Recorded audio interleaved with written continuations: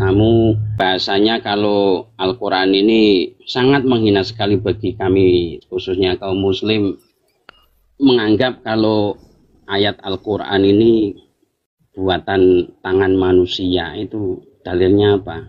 Menurut Anda yang menulis Al-Quran siapa? Coba jawab simpel. Apakah yang menulis Jibril, Allah atau manusia? Ya. Maksudnya yang menulis Quran pertama kali itu siapa? Yang menulis pertama kali itu para sahabat. Manusia kan? Ya. Berarti Quran adalah buatan manusia, setuju? Enggak setuju. Al-Quran saya cek, saya periksa. Ternyata setelah walad dolin selesai, nggak ada amin. Kalau kamu memang narasimu itu dari hatimu itu memang mau menyudutkan muslim. Kalau kamu kok berpegangan itu tidak ada di Al-Quran terus menghina Islam, itu ya lucu nih. Bang Edis TV bikin santri kapok benar-benar kapok. Mari kita saksikan sampai tuntas debat yang tidak berimbang antara Bang Edis TV dengan santri kapok berikut ini. Gimana Bang, santri kapok? Saya cuman mau tanya tentang tadi sampean bahas sama Atep. Siapa itu Atep siapa? Den Atep. Den Atep, ya. Coba diulangi lagi itu tentang masalah sholat, tentang masalah Al-Fatihah. Kok kamu tadi bahasanya kalau Al-Quran ini sangat menghina sekali bagi kami, khususnya kaum muslim, menganggap kalau ayat Al-Quran ini buatan tangan manusia. Itu dalilnya apa? Baik. Menurut Anda yang menulis Al-Quran siapa? Yang menulis memang itu yang menulis, kalau kita kembali ke sejarah, itu yang pada masa sahabat itu dikumpulkan karena memang khawatir dari beberapa sahabat Nabi. Ditanya yang menulis siapa ini malam. Coba jawab simpel. Apakah yang menulis Jibril, Allah atau manusia? Yang menulis cetakan ya, cetakan itu kan ketika dia dicetak. Maksudnya yang menulis Quran pertama kali itu siapa? Yang menulis pertama kali itu para sahabat. Manusia kan? Iya. Iya. Nah, berarti Quran adalah buatan manusia, setuju? Enggak setuju. Yang nulis bingung. Ini dia. Ini dulu. Ilmunya saja. Kamu punya dalil enggak? Apa di Bible apa-apa yang di situ mengatakan kalau Quran ini buatan manusia? Kalau yang menulis memang sahabat. Sahabat manusia enggak? Ya manusia, Nabi manusia, sahabat manusia. Kalau Edis, setan. Nah, kan? Gini, santri. Kamu kok marah? Saya nggak marah, saya nggak pernah marah. Saya ini orang yang jarang sekali marah di channel saya ini. Yang marah-marah muslim-muslim. Saya buka Al-Fatihah. Saya saja yang baca. Ya, silakan. A'udzubillahi minasyaitonirrajim. Bismillahirrahmanirrahim. Alhamdulillahirabbil alamin. Arrahmanirrahim. Maliki yaumiddin. Iyyaka na'budu wa iyyaka nasta'in. Ihdinas siratal mustaqim. Siratal ladzina an'amta 'alaihim ghairil maghdubi 'alaihim waladdallin. Terus Oke. Siapa yang mengucapkan Al-Fatihah itu? Itu adalah kalamullah. Yang mengucapkan siapa? Yang mengucapkan sekarang aku. Bang, kita ini kan berbicara asal muasal. Bukan berbicara sekarang ini. Pada waktu itu ada pertama, tenang dulu Bang. Kalau Anda ngomong, saya ngomong, kita nggak ketemu. Ya kan? Biar bagus kita diskusi. Gini, waktu itu pertama kali diucapkan, siapa atau ucapan siapa itu untuk pertama kalinya? Itu ucapannya Allah yang diturunkan wahyu pada Muhammad melalui malaikat Jibril. Oke, ucapan Allah. Sebentar, tenang. Jadi Allah mengatakan ihdina siratal mustaqim. Ya, betul. Apa arti ihdina siratal mustaqim? Ihdina siratal mustaqim, ya Allah. Semoga kami ditunjukkan ke jalan yang benar. Oke, ihdina siratal mustaqim itu artinya tunjukkanlah kami ke jalan yang benar. Ya, bimbing Oke, kami. tenang. Tadi kan Anda katakan itu ucapan Allah. Ya. Jadi Allah meminta supaya ditunjukkan ke jalan yang benar. Sesat dong Allah. Itu Ini makanya Allah. saya bilang sulit ini kayak begini nih. Sulit. Begini. Itu Gimana? kamu yang pemahamannya salah. Itu kan kalamnya Allah. Diturunkan malaikat Jibril untuk Kanjeng Nabi Muhammad. Bahkan Muhammad saja tidak ada loh di situ, Bang. Mana? Di dalam Al-Fatihah itu tidak ada di situ Muhammad, tidak ada di situ Jibril. Nah itu ihdina kita. Kita itu ya yang baca siapa? Ya Muhammad, Bukan, ya malaikat Jibril. gini loh, aduh nggak nyambung dia. Nggak percaya. Gini. Gimana? Kita bukan bicara siapa yang baca. Kita berbicara siapa yang pertama kali mengucapkan. Untuk pertama, tenang Bang, tenang. Untuk perdana, tahu perdana? Perdana itu pertama kali. Ya. Yang pertama kali mengucapkan ihdina siratal mustaqim, tunjukkanlah kami ke jalan yang lurus. Siapa yang mengucapkan itu untuk pertama kalinya? Malaikat Jibril. Berarti perkataan Jibril.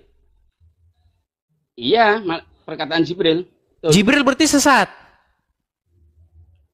Kok bisanya sesat Jibril? Karena dia minta ditunjukkan jalan yang lurus. Itu karena mengajari Nabi Muhammad supaya mengajari mana di situ mengajarinya? Tidak ada di situ Jibril lagi ngajarin Muhammad berdoa. Kalau Jibril mengajari Muhammad berdoa, harusnya bunyinya begini. Kul, katakanlah ya Muhammad. Kul ya Muhammad. Ihdina siratal mustaqim. Kalau itu masuk akal. Ini Jibril memerintahkan kepada Muhammad supaya Muhammad mengucapkan ini. Tapi di situ tidak ada kata-kata kul. Tidak ada katakanlah. Nggak ada. Di situ tahu-tahu saja dengan menyebut nama Allah yang Maha Pengasih lagi Maha Penyayang. Ya. Yang memiliki hari pembalasan. Tunjukkanlah kami ke jalan yang lurus. Kalau Anda katakan ini Jibril, saya rasa tidak tepat. Kami di sini pasti adalah sekelompok orang-orang, sekelompok manusia. Nah, iya, gak mungkin di situ Jibril. Makanya saya bilang, Bang, tenang. Makanya saya bilang, sangat-sangat kesimpulan yang logis bahwa Al-Fatihah adalah sebuah syair, sebuah doa dari orang tidak dikenal atau anonimus. Loh, kok kamu bisa mengatakan kalau Al-Fatihah ini sebuah doa yang dari orang anonimus, orang yang tak dikenal itu mana? Karena isi dari Al-Fatihah itu sendiri nampak sekali itu sebuah doa. Coba saya tampilkan ya isi Al-Fatihah. Ya. Bismillahirrahmanirrahim. Dengan menyebut nama Allah yang Maha Pengasih lagi Maha Penyayang. Ya. Alhamdulillahirabbil alamin. Segala puji bagi Allah Tuhan semesta alam. Ya. Terus ya, ihdina siratal mustaqim. Tunjukilah kami ke jalan yang lurus. Siratal ladzina an'amta alaihim. Bukan jalan orang-orang yang sesat. Ya. Walad dolin, bukan jalan orang-orang yang sesat. Ya, berarti ini sebuah doa. Ya doa, makanya di belakangnya ada bahasa amin. Terus gimana? Nggak ada aminnya di situ, Bang. Setelah walad dolin tidak ada kata amin. Dengar, tenang. Rumah saya, tenang Bang. Rumah saya itu tepat di samping masjid, tepat di samping musola. Ya. Iya kan? Jadi saya tahu persis orang teman-teman saya main kok gimana.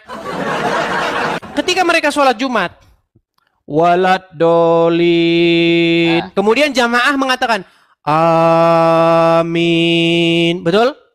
Betul, memang Nah, betul. Terus saya cek Al-Quran, saya cek, saya periksa. Ternyata setelah walad dolin selesai, nggak ada amin. boleh saya jawab? Gantian Silakan. dong. Silakan. Nah, kalau kamu memang narasimu itu dari hatimu itu memang mau menyudutkan Muslim. Kalau kamu kok berpegangan itu tidak ada di Al-Quran terus menghina Islam, itu ya lucu nih. Lucu. Begini, santri. Ya, begini dulu. Silakan. Kenapa kok di setelah waladolin itu ada amin? Karena kata atau kalimat amin itu maknanya istajib du'ana. Ngarang dari Minta mana? kepada Tuhan. Ya, lah kamu wong aku ini Islam ya tahu. Ya amin dalilnya tunjukkan. Jangan mentang-mentang Anda Islam, harus Anda tunjukkan dong dalilnya. Kamu buka amin itu di kamus Arab, itu ada yang maknanya. Tidak ada, Bang. Oke, sekarang gini. Gini, amin itu maknanya ulama mengartikan istajib du'ana. Semoga doa saya. Ngarang dari mana ulama? Loh, karena panutan saya itu Nabi Muhammad dan pewaris Nabi itu para ulama. Nah, Anda tidak tahu asal usulnya gini. Anda menjawab secara dogmatis, saya akan menjawab secara kajian ilmiah dan akademis. Baik, dari mana asal usul kata amin? Dengarkan. Di mana asal usul kata amin? Pernah dengar orang gereja? Pernah dengar di gereja entah Katolik, entah Kristen, Protestan, orang-orang yang beraliran sedikit ortodoks, gereja-gereja tua, itu mengucapkan itu. Saya kasih contoh. Dulu waktu saya kecil, saya itu ke gereja HKBP, Huria Kristen Batak Protestan. Terus? Kalau Anda ke gereja HKBP, di akhir-akhir ketika mereka mau pulang, itu mereka akan berkata begini. Amin. Amin. Amin. Ya, Itu masih ada di gereja-gereja yang liturgisnya itu masih ngikutin cara-cara yang agak lama-lama. Masih ada itu. Di Katolik ada, di HKBP ada, di gereja-gereja mana itu banyak masih ada seperti itu. Makanya saya bilang gini, sangat kuat sekali dugaan bahwa orang Islam nyontek orang Kristen. ngarang. Gak percaya.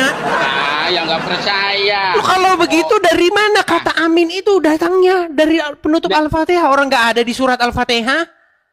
Apa di Bible ada itu yang tadi Ada. kamu bilang? Ada. Coba. Di Bible ada. Coba. Baik, saya tunjukkan ayatnya dalam Bible. Waduh, sungguh nekat yang nyata dia ini, teman-teman. Baik, saya tunjukkan dalam Bible ya. Kamu wong umat Islam itu amin maknanya semoga mengijabah atau apa Itu namanya? karangan orang Islam, Bang. Ya, iya, Di dalam saya Al-Quran, begini, saya kasih tunjuk. Di dalam Al-Quran, tidak pernah ada kata amin yang bermakna kabulkanlah doa kami ijab. Nggak ada. Kata amin muncul. Sebentar, Bang. Satu-satu ngomongnya. Ya, Anda selalu dari semangat 45. Tidak disertai dengan dari tadi Anda ngomongnya kamu yang semangat ngomong 45, terus tapi kok. tidak disertai dengan intelektualitas. Intelektual. Semangat, Ngomong sama tapi semangat kamu, boleh, tapi jangan anu. itu nggak perlu pakai dalil sama intelektual, kamu itu cukup pakai akal saja. Saya sudah tak pikir ini, makanya ini saya sudah siapkan Al-Quran. Kemarin kamu minta dibacakan, kemarin saya belum wudhu, makanya saya dosa kalau saya megang. Baik, saya bacakan Ulangan pasal 27 ya. Ada berkat dan kutuk. Nih, Mas, amin itu artinya apa? Amin itu dari bahasa Ibrani. Oh, artinya bukan kabulkanlah doa kami. Ngarang bebas dari mana kabar ngarang? Nah, baik. Itu kan itu aminnya Kristen, aminnya Muslim. Iya, aminnya Islam niru orang Kristen dan Yahudi. Mana Baik, kita mulai dari pasal ini ya. Masalah berkat dan kutuk. Perhatikan.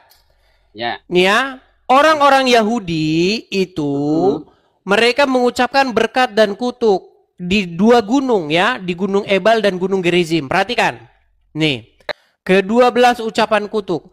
Pada hari itu, Musa memberi perintah kepada bangsa itu. Sesudah kamu menyeberangi sungai Yordan, maka mereka inilah yang harus berdiri di Gunung Gerizim untuk memberkati bangsa itu, yakni suku Simeon, Lewi, Yehuda, Isakar, Yusuf, dan Binyamin, dan seterusnya. Nah, perhatikan, saya baca. Maka haruslah orang-orang Lewi boleh bicara dengan mengatakan kepada seluruh orang Israel dengan suara nyaring. Perhatikan. Terkutuklah orang yang membuat patung pahatan atau patung tuangan, suatu kekejian bagi Tuhan, buatan tangan seorang tukang, dan yang mendirikannya dengan tersembunyi, dan seluruh bangsa itu haruslah menjawab amin. Terkutuklah orang yang memandang rendah ibu dan bapaknya, dan seluruh bangsa itu harus berkata amin. Terkutuklah orang yang menggeser batas tanah sesamanya manusia, dan seluruh bangsa itu harus berkata amin. Terkutuklah orang yang membawa seorang buta ke jalan yang sesat, dan seluruh bangsa itu harus berkata amin. Terkutuklah orang yang memperkosa hak orang asing, anak-anak yatim, janda, dan seluruh bangsa itu harus berkata amin. Terkutuklah orang yang tidur dengan istri ayahnya, sebab ia telah dan seterusnya.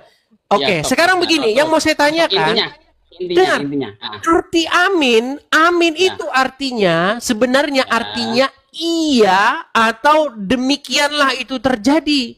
Itu sama, Istajib. Ngarang sama.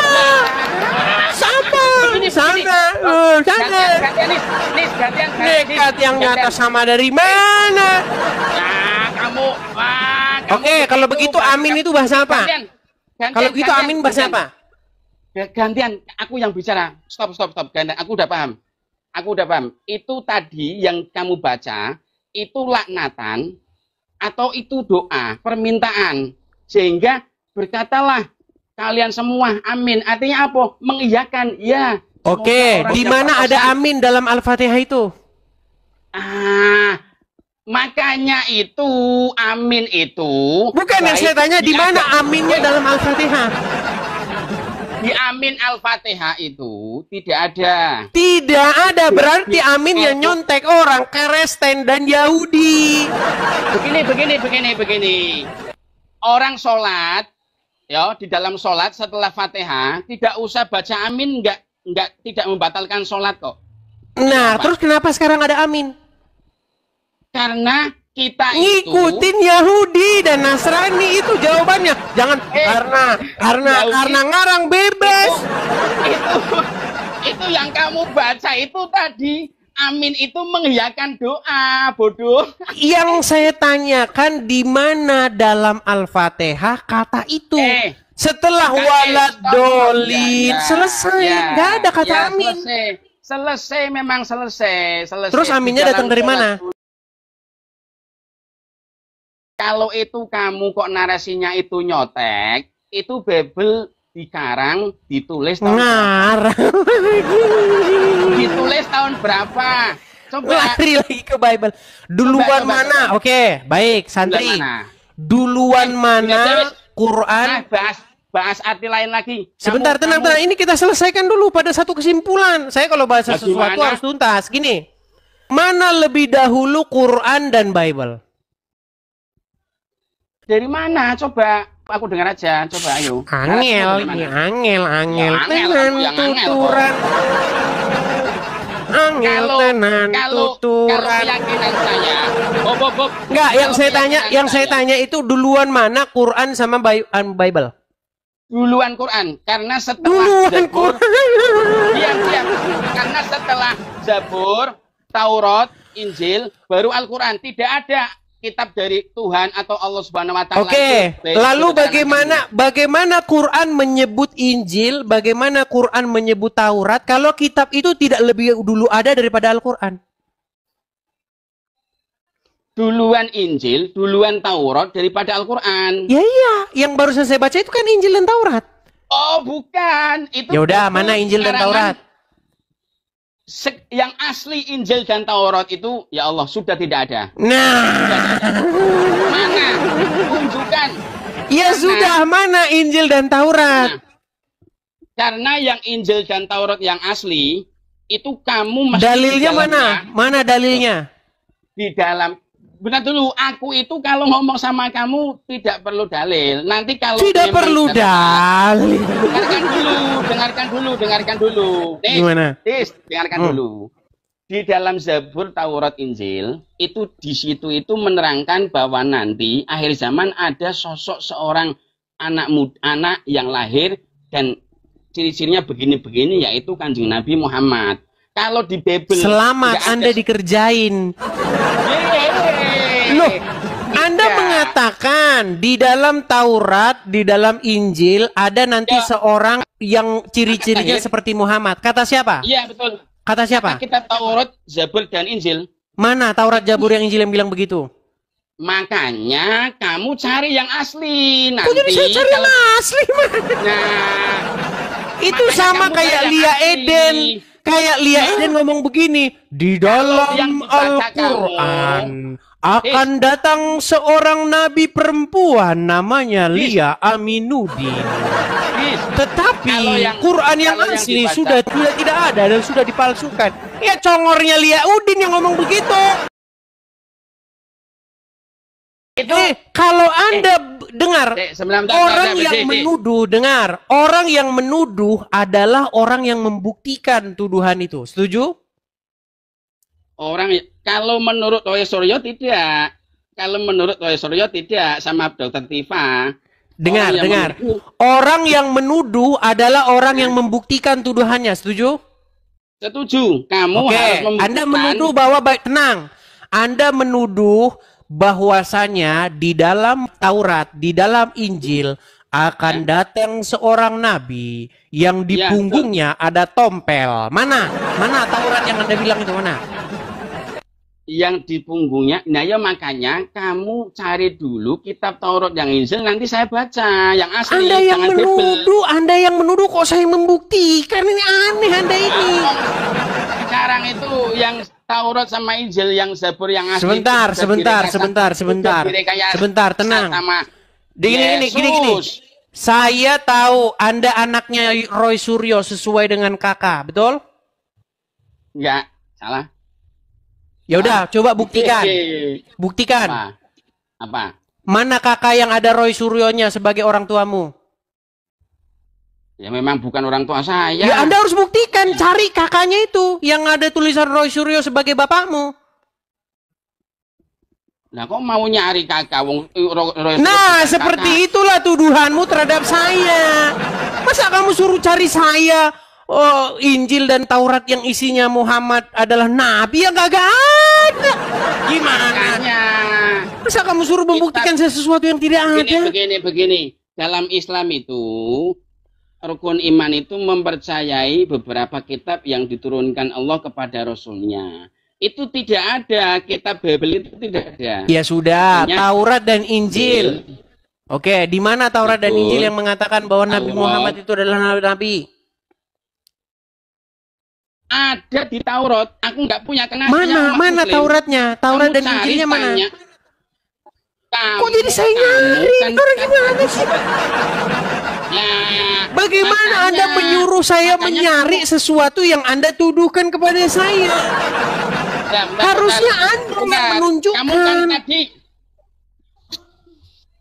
Itu sama saja saya menyuruh Anda mencari kartu keluarga yang Roy Suryo adalah bapakmu. Ya kagak ada, orang memang kagak ada.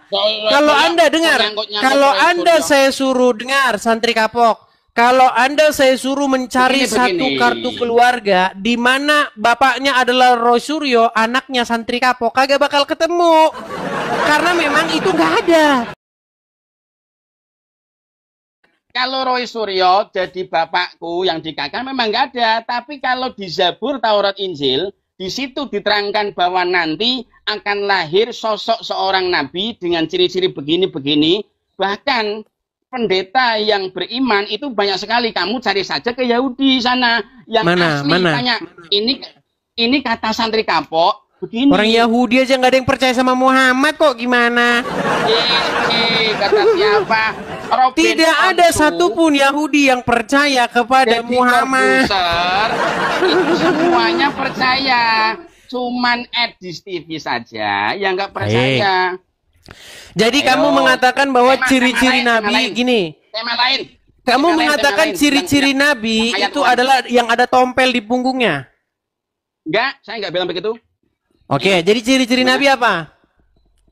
Ciri-ciri Nabi adalah yang disebutkan di Taurat begini, dalam kitab yang saya baca begini, bahwa nanti ketika Nabi umur sekitar remaja 18 tahun, itu Nabi berdagang membawa dagangannya Dewi Khotijah. Begitu Nabi berdagang ke negara lain, keluar dari Mekah, itu Nabi karena dia lelah, dia istirahat di bawah pohon. Sekarang pohonnya masih ada, masih abadi. Dan di situ tak jauh daripada pohon beringin itu, kalau di Indonesia kayak pohon beringin. Kalau di Yordania benar. Kamu cek aja, Yordania ada pohon yang Makin seperti gila beringin. tak tertolong gitu. Loh, nah, kok kamu bilang aku makin gila? Ini cerita dari yang ada di Taurat begitu. Itu yang Di Taurat. Ya di Taurat, ya Injil, ya Zabur.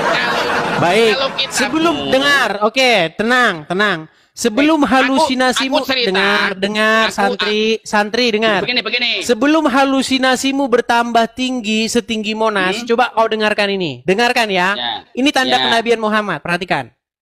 Ya. Bahira memperhatikan Nabi SAW, ini semua ciri yang disebutkan dalam Injil ada.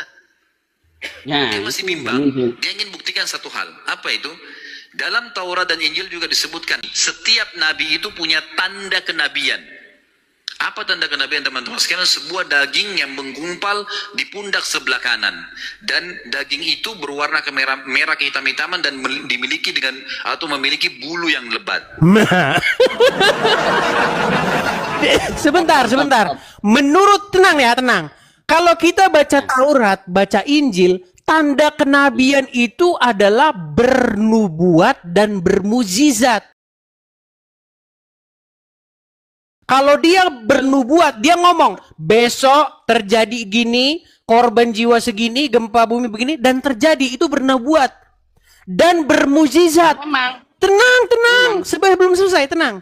Tanda kenabian menurut Injil dan Taurat adalah bernubuat dan bermujizat. Tapi kata Muhammad, tanda kenabian berupa tompel di punggung dan berbulu.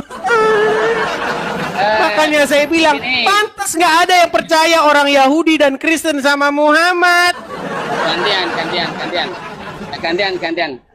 Gantian. Terlepas daripada tadi ceramah dari Ustadz Basalama, itu ada tompelnya begini. Kamu kan tadi kalau benar itu Nabi yang diutus harus ada nubuat, harus ada mukjizat.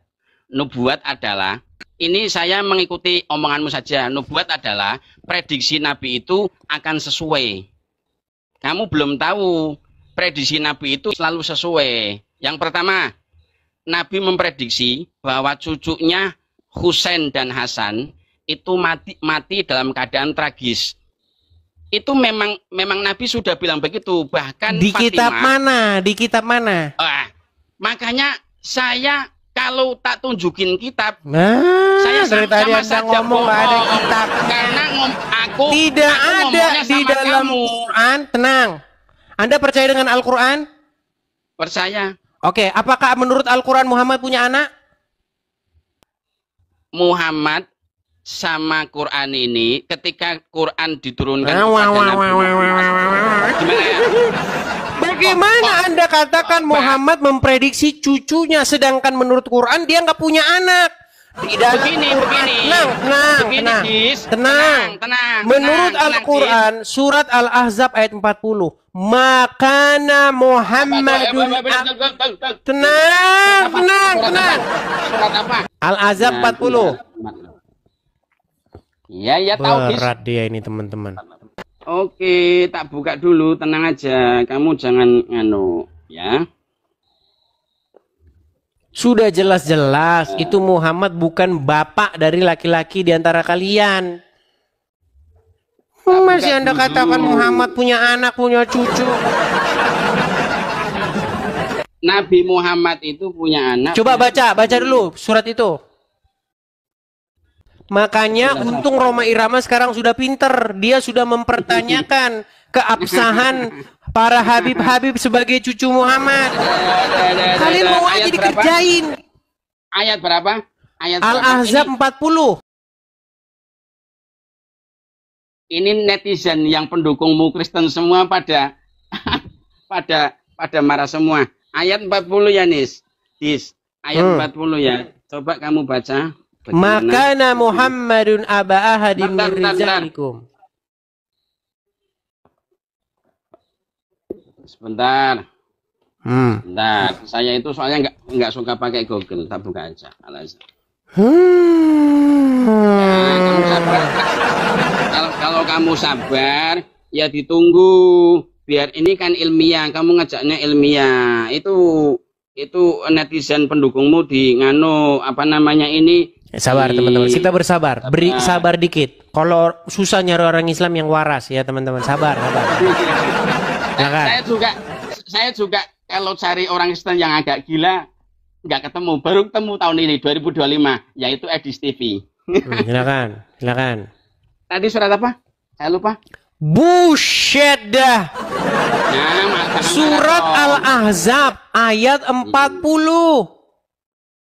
Ya sebentar tak cari. Kamu kok yang sabar? Sabar itu disayang Allah. Ada nggak di Bible kayak gitu? 4:18. Sebentar, 4:18.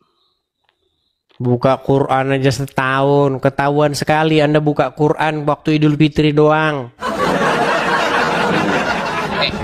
Kamu kayak dukun. Kamu kayak dukun tebak. Iya, Anda buka Quran aja lama sekali. Surat Al-Ahzab di mana aja nggak tahu. Surat Al-Ahzab itu surat yang ke-33. Ya, ayat 40 Ya, terus. Apa di situ dikatakan? Kamu baca, coba. Makana Muhammadun aba ahadi mirzalikum walaki Rasulullah wa khataman nabiyyin. Coba, bener nggak? Betul. Terus coba baca. Apa? Makana Muhammadun aba ahadi mirzalikum walaki Rasulullah wa khataman nabiyyin. Oke, artinya?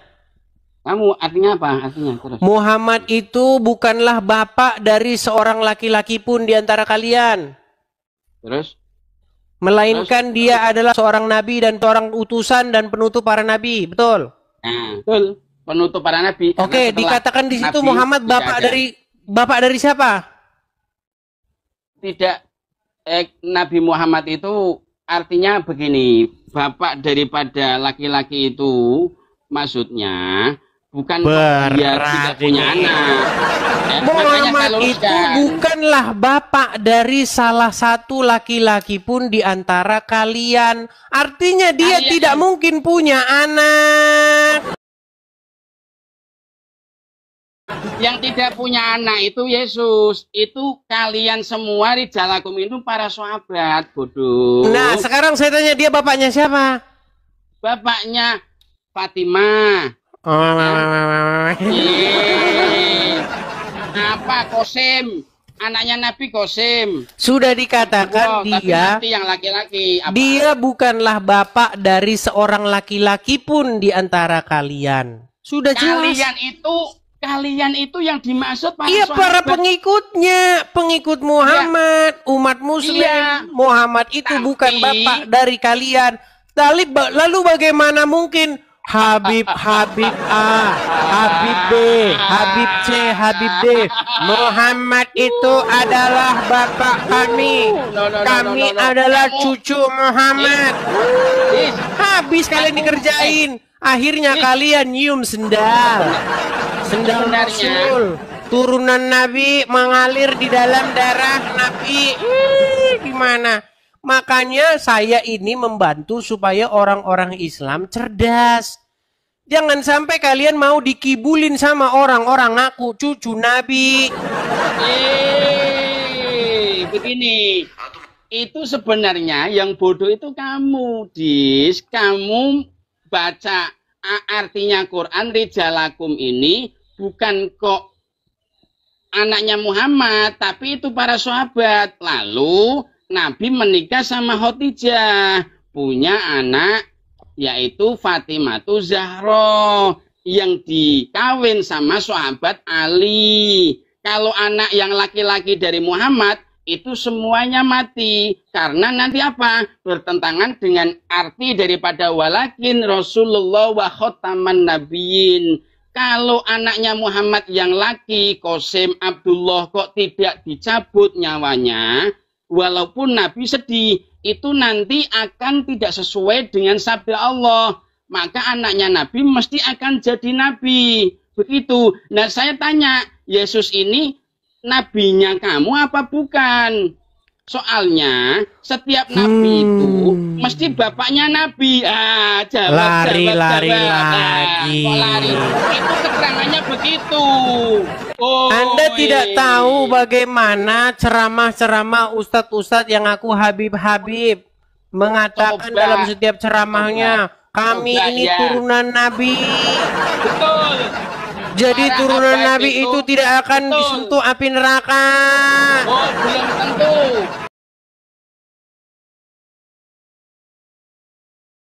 Ada satu topik yang diangkat oleh santri kapok ketika berdiskusi atau berdebat dengan Bang Edis TV terkait dengan klaim beliau dari apa yang beliau terima dari para gurunya atau dari bacaan tertentu bahwa Muhammad Nabi dari santri kapok dinubuatkan di dalam Taurat, Zabur, dan Injil. Ketika Bang Edis TV mendesak agar santri kapok menunjukkan tertulis di Taurat, Injil yang mana, beliau pun membuat konklusi dan kesimpulan, bahkan pernyataan yang sangat tegas. Bukan di Taurat, Zabur, Injil yang ada sekarang dipegang dan dipercaya oleh orang-orang Kristen. Karena yang asli itu sudah tidak ada lagi. Ketika Bang Edis TV kembali mendesak, coba tunjukkan kepada saya mana Taurat, Injil yang asli. Maka santri kapok ini pun ngeles, sangat kelewatan. Itu tugas dari Edis untuk menunjukkan mana yang asli. Saya pikir hal seperti ini tidak akan muncul, tidak akan terjadi ketika memiliki satu pemikiran yang teliti, cermat, dan cerdas. Salah satu contoh yang sering dibuat oleh Bang Edis TV, ketika ada yang menggugat keaslian dari sertifikat tanah, misalnya di pengadilan, di mana ada oknum tertentu yang mengaku bahwa sertifikat yang dipegang oleh lawannya adalah palsu. Maka sangat masuk akal beban pembuktian, tugas tanggung jawab untuk menunjukkan yang asli, yang mana mengklaim sertifikat lawannya yang palsu. Maka orang yang menuduh palsu ini harus mampu menunjukkan mana sertifikat yang asli. Tidak mungkin lawannya yang diduga sertifikat yang dipegang palsu yang membuktikan keasliannya, karena yang dipegang adalah sertifikat yang asli. Jadi pola pikir dari santri kapok ini menurut saya sangat tidak teliti, tidak cermat, dan tidak cerdas.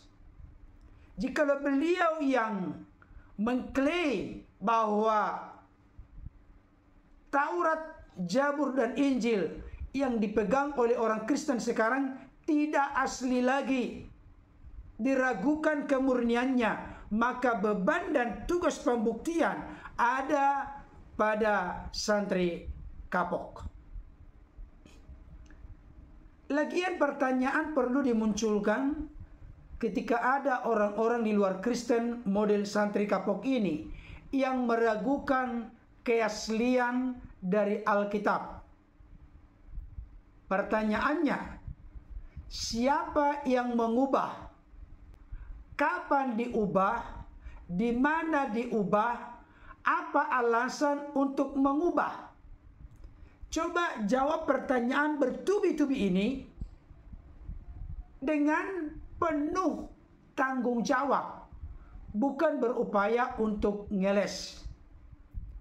Yang jelas, konklusi kesimpulan yang bisa kita ambil, klaim dari santri kapok dan juga banyak apologet dan polemikus di luar Kristen yang menyimpulkan bahwa Bible Kristen atau Alkitab Kristen tidak lagi asli tapi sudah palsu atau dipalsukan, itu merupakan klaim yang tidak bertanggung jawab, karena realita kenyataannya Alkitab atau Bible yang dipegang, dipercaya oleh orang-orang Kristen, itulah yang asli sampai sekarang dan tidak ada yang lain.